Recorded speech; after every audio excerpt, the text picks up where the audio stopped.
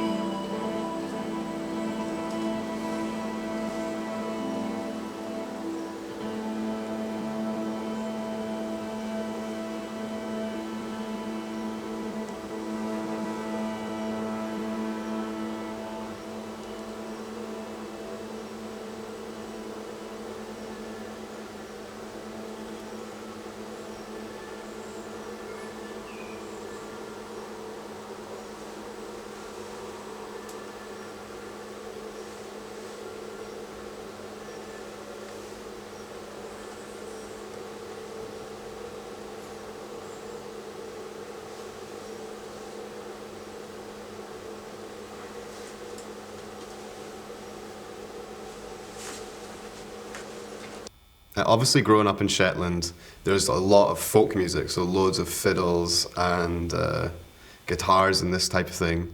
And when I was a teenager, I kind of rejected that massively. I didn't want to be part of that scene of playing the fiddle, and I thought the saxophone was cool because it was like the opposite of that. And I hated folk music, you know, I thought it was boring.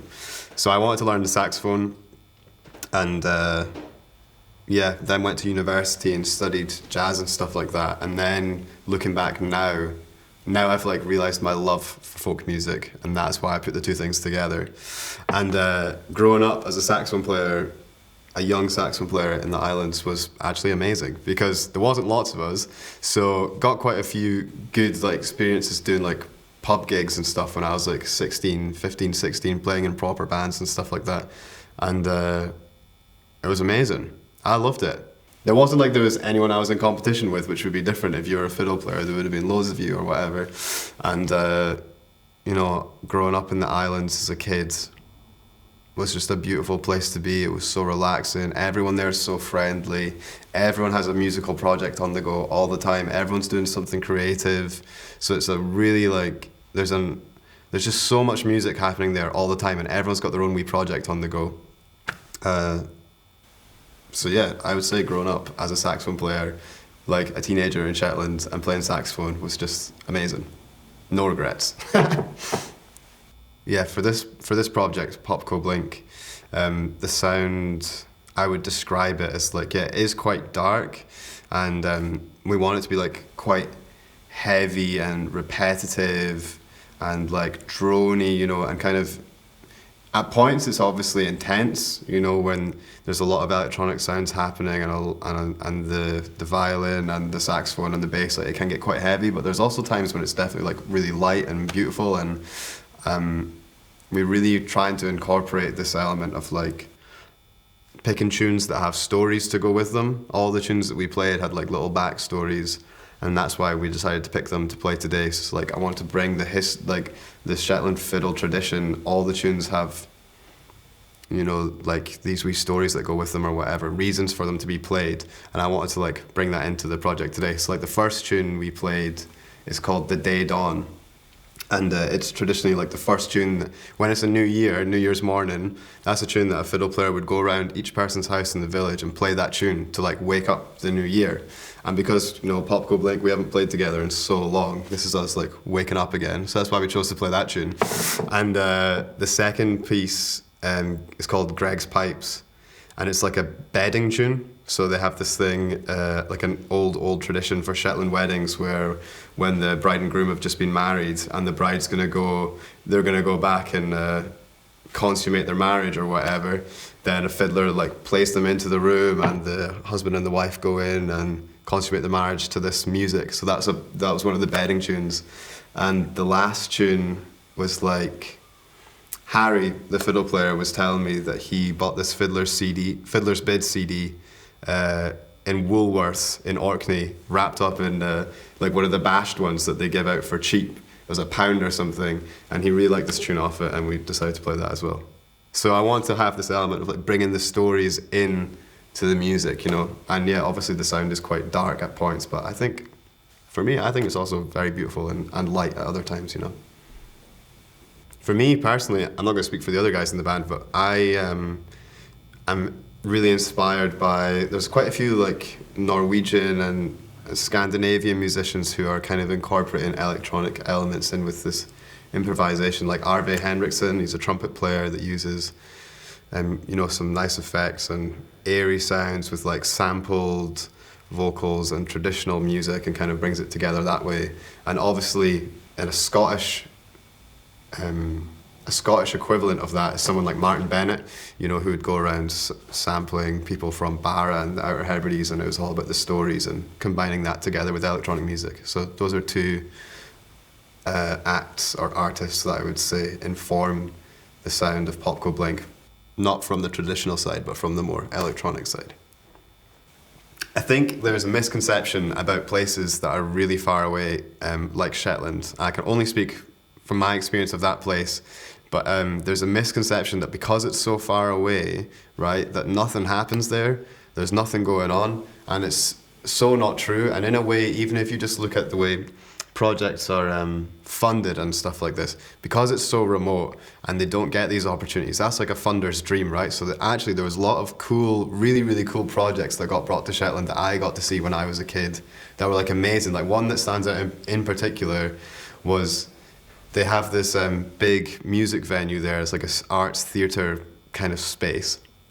And yeah, they brought this guy up who'd basically sampled the life of a pig from birth to death and recorded all of its life, made a pig pen on stage, and each of the wires of the pig pen you could pull, and they were like different pig samples from the pig's life and all this. And there is a lot of crazy music and stuff like that that happens up there because it's so far away. I think people want to fund projects like that to go there. And as kids, we always got to go on these mad school trips, so there was always some crazy act coming up, and things like the Shetland Folk Festival bring bands from all over the world, you know. And also, as an artist, like, I think a lot of artists want to go there to play because it's like far away and in the middle of nowhere. It's kind of an interesting place to go and do stuff. And I mean, even when I was growing up, there was like metal gigs, ska gigs, weird jazz thing. There was a whole Shetland improvised jazz orchestra. Do you know what I mean? There was a lot of crazy stuff going on up there. And then on top of that, there's the whole folk thing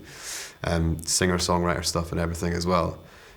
Yeah, in terms of whether or not I'm trying to expose Shetlanders to more experimental music or whatever, I'm not trying to do that because I don't think they need someone else to show them that. And there's a lot of people who like a lot of weird music up there.